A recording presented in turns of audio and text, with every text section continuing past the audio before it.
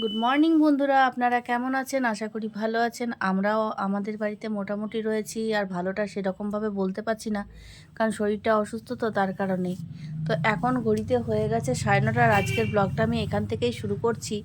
মেয়ে এখন স্কুলে যাওয়ার জন্য নিজের টিফিন বানাতে শুরু করে দিয়েছে। আসল ব্যাপার, যখন থেকে শুনেছে আমার শরীর খারাপ, তখন থেকে বাড়ির কাজ মোটামুটি নিজের কাঁধের উপরেই নিয়ে নিয়েছে, আর নিজেই টুকটাক করে কাজগুলো করে নিচ্ছে। মেয়ে থাকাটা খুব জরুরি, বলুন। মেয়ে আছে বলে হয়তো আজকে আমি একটু রেস্ট নিতে পারছি, না হলে কিন্তু রেস্ট এরকমভাবে নিতে পারতাম না। তো মেয়ে এখন নিজের টিফিনটা বানিয়ে নিক, তারপরে ও স্কুলের জন্য রেডি হবে। তো চলুন দেখি আমার ছেলেটা কি করছে। বাহ, বেশ উঠে গেলি তো পালঙ্কে। হ্যাঁ, এই ওরকম কি করছিস? হ্যাঁ,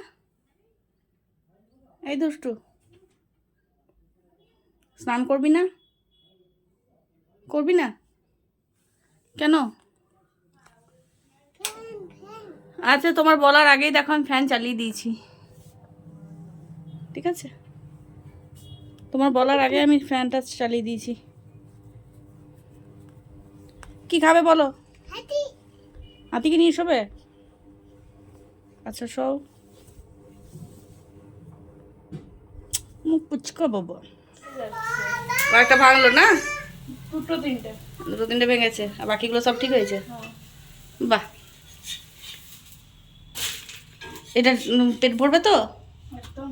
গ্যাসটা বন্ধ করবে না? কড়াই দিচ্ছি। কয়েকটা দিন আগে মেয়ের নেল এক্সটেনশন করেছিলাম, সেই দেখে তার বান্ধবী এখন এসেছে আমার কাছে নেল এক্সটেনশন করাতে। তো সেটাই আজকে করছিলাম, তখন ভাবলাম আপনাদের সাথেও সেই কাজটা আমি শেয়ার করি। তো দেখুন আমি কিভাবে নেল এক্সটেনশনটা করছি। আর মেয়ের বান্ধবী বলতে, আমার মেয়ের তো ওয়েস্ট বেঙ্গল বোর্ড, আর আমার মেয়ের বান্ধবীর হচ্ছে সিবিএসসি বোর্ড।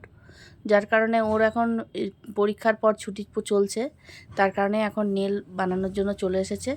তো চলুন নেলটা শুরু করা যাক। কীভাবে করছি সেটা আজকে আপনাদের সাথে শেয়ার করছি। দেখুন, প্রথমেই আমি নেলটাকে ওর ওয়াফার করে নিয়েছি, ভালো করে পরিষ্কার করে নিয়েছি। তারপরে এখন নেলটাকে সেট করে আর নখের মধ্যে চিপকে দিলেই কিন্তু হয়ে যাবে। শুধু তার না, সাথে ইউভি লাইটের নিচে রাখতে হবে। তো দেখুন আমি কিভাবে নেল এক্সটেনশনটা করছি। কয়েকটা দিন আগে যখন মেয়েটার নেল এক্সটেনশন করেছিলাম, তখন ভাবছিলাম যে যতদিন থাকবে তারপর আপনাদের সাথে রিভিউ দেবো যে কতদিন নেলটা থাকলো। কিন্তু মেয়েটা ছিল স্কুল, যার কারণে সেরকমভাবে নেলটা রাখা সম্ভব হয়নি। মেয়েটা দুদিন পরেই বলল, মামন স্কুল রয়েছে, আর স্কুলে যদি দেখে তাহলে তো আমাকে বকা দেবে। তো আমি বললাম ঠিক আছে, তাহলে নখটা তুমি তুলে নাও। তো সে নখটা তোলাও ছিল বেশ টাফ, কারণ বেশ ভালোভাবে নখটা সেট হয়ে গেছিলো, নখটা ওঠানো যাচ্ছিল না কোনো রকমভাবেই। তো গরম জলের মধ্যে নেলটাকে রাখার পর 10 থেকে 15 মিনিট পর কিন্তু নেলটা ওঠানো গেছিলো।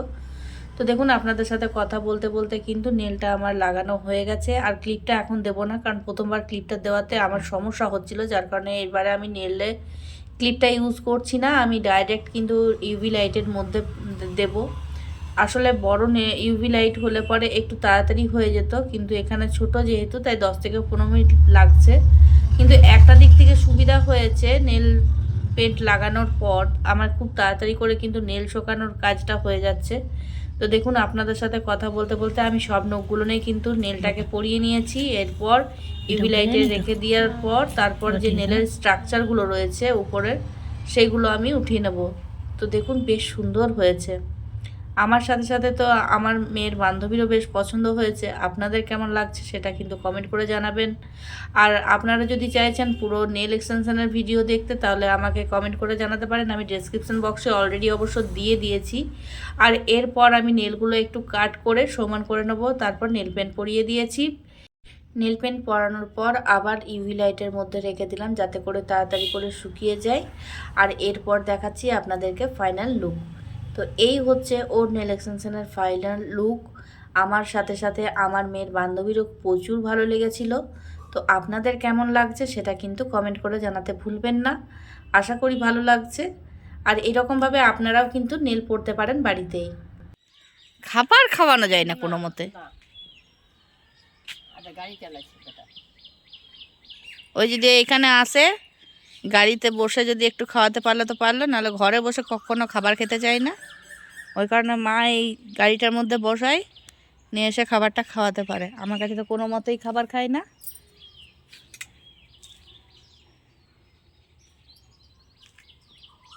কত বড় বড় চটি পরে চালাচ্ছে দেখো, পড়ে যাবি তো।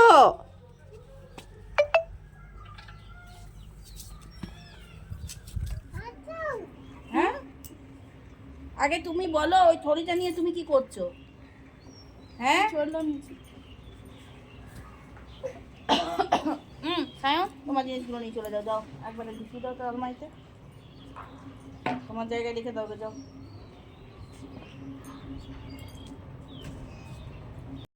যবে থেকে জেনেছি জানেন যে আমার গলব্লাডার স্টোন হয়েছে, তবে থেকে পেটের মধ্যে একটুখানি ব্যথা হলেই মনে হচ্ছে গলব্লাডার স্টোনের ব্যথা হচ্ছে। কিন্তু আগেও জানেন তো ব্যথা হতো, কিন্তু মনে হতো গ্যাসের ব্যথা হয়েছে, হয়তো খাবার খাইনি তার কারণে ব্যথা করছে, বা খিদে পেয়েছে তার কারণে ব্যথা করছে। কিন্তু এখন একটু এপাশ থেকে ওপাশ করলেই যদি একটুখানি ব্যথা হচ্ছে, তখন মনে হচ্ছে শুধুমাত্র যে গলব্লাডার স্টোন হয়েছে। আমাদের মানুষের মনটাই এরকম, মানুষের মনটাকে যেরকমভাবে বোঝানো যায় সেরকমভাবেই বুঝে থাকে। দেখুন, যখন আমরা বিষ হয়তো অজান্তে খেয়ে ফেলি তখন কিন্তু খুব একটা সমস্যা হয় না, কিন্তু যখন জানবেন যে হ্যাঁ আমি বিষ খেয়েছি, তখন দেখবেন কিন্তু অস্বস্তিটা বেশি হয়। তো সেই রকম ব্যাপারটা হয়েছে কিন্তু এখন আমার। তো যাই হোক, এখন কোনো রকমে আমাকে অপারেশনটা করাতে হবে। শুধু বারে বারে চিন্তা লাগছে যে ছেলেটাকে আর মেয়েটাকে রেখে আমি কি করে অপারেশন করাতে যাব। আমার মেয়েটা তো কোনো রকমভাবে চালিয়ে নেবে, কিন্তু ছেলেটার জন্য প্রচুর চিন্তা হচ্ছে যে ছেলেটা আমার কি করে থাকবে। ছেলেটার জন্য আমার খুব মনটা খারাপ করছে। তো যাই হোক, অপারেশনটা তো করাতে হবে। দেখি বাড়ির কাজগুলো যতটা পারি একটু গুছিয়ে রেখে দিয়ে যেতে হবে, কারণ ছেলে মেয়েগুলো তো সেরকমভাবে করতে পারবে না। তার কারণে যতটা পারলাম আজকে কাপড় চোপড় কেচে নিলাম। কালকে আসল ব্যাপার একটু যাব ডাক্তারখানাতে, যে বাকি টেস্টগুলো রয়েছে সেই টেস্টগুলো করিয়ে নেব। সেই টেস্টগুলো হয়ে গেলেই কিন্তু হয়ে যাবে, আর সেই রকম কিছুর প্রয়োজন পড়বে না। তো চলুন চটপট করে কাজগুলো গুছিয়ে নিই, তারপর আবার নিচে যাওয়া যাক। হ্যাঁ, এখানে যে ক্লিপগুলো এসে এখানে যে ফেলে দিলে, এই ক্লিপগুলো কে ওঠাবে? হ্যাঁ, ওটা দাও, ওটা হাতে লেগে যাবে, দাও দাও, ওটা দাও, ওটা দাও দাও দাও দাও, হাতে লেগে যাবে, দাও। আমি যাচ্ছি তাহলে, নিচে চলে যাচ্ছি, তুমি একাই থাকো। আমি চললাম, থাকো তুমি থাকো, আমি দেখো চলে যাচ্ছি। কেন? তুমি থাকো, ওটা আমাকে দাও, ওটা আমাকে দাও তো, দাও। ক্লিপগুলো ওঠাও। কই ওর বক্সটা, কই বক্সটা কোথায়? বক্সটা কোথায়? বক্সটা কোথায় করলে? ক্লিপের বক্সটা কোথায় করলে? ওই দেখ, যাও, দিদিভাই গাড়ি এনে দিয়েছে। এই ক্লিপগুলো ওঠা তো ফ্যান। অপারেশনের ডেটটা যত সামনে আসছে ততটা যেন ভয় বেড়ে যাচ্ছে। শুধু ভয়, শুধু অপারেশনের ভয় না, আমার শুধু ভয় লাগছে যে আমার ছেলেটা কী করে থাকবে। আমার ছেলেটা এক মুহূর্ত আমাকে ছেড়ে থাকতে চায় না। সেই ছেলেটাকে আমি কী করে ছেড়ে, আমি কিভাবে থাকবো? তো সেটা আমার খুব চিন্তা হচ্ছে। তো যাই হোক, আমাকে সেরকম ভয়টাকে জয় করে কিন্তু ফিরতে হবে। তো আপনারা একটু বেশি বেশি করে প্রে করবেন যাতে করে আমি খুব তাড়াতাড়ি সুস্থ হয়ে যাই, আবার আপনাদের সাথে আমি জুড়ে থাকতে পারি।